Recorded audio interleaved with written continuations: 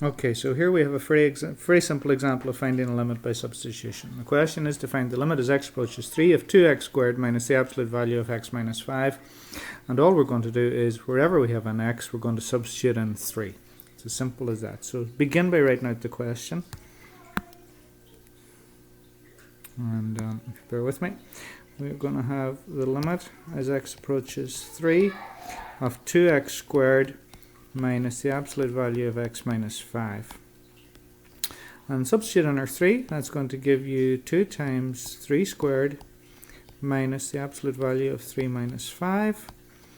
So that's going to be using the order of operations, square the 3 first. 3 squared is 9, 2 9s are 18, minus the absolute value of 3 minus 5. 3 minus 5 is minus 2.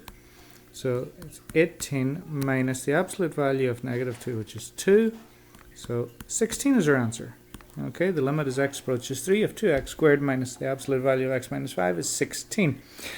So that's how we found it algebraically using substitution. And if we look over here, we can see that as x approaches 3, so in other words, if we move along the x-axis closer and closer to 3, graphically, and then follow what the graph is doing, we can see that the height of the graph is getting closer and closer to 16.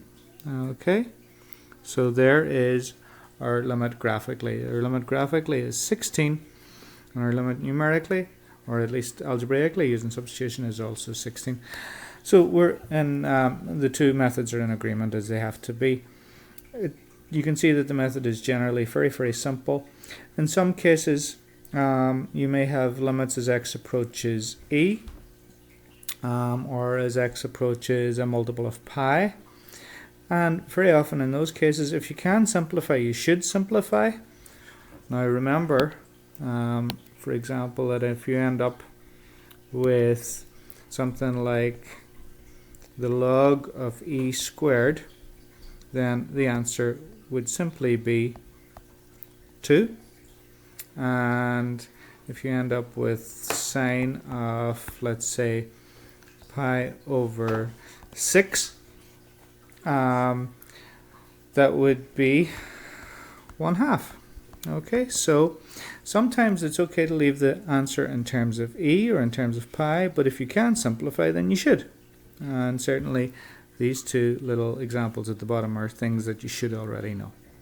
Okay, thank you. Good luck with the rest of your exercises.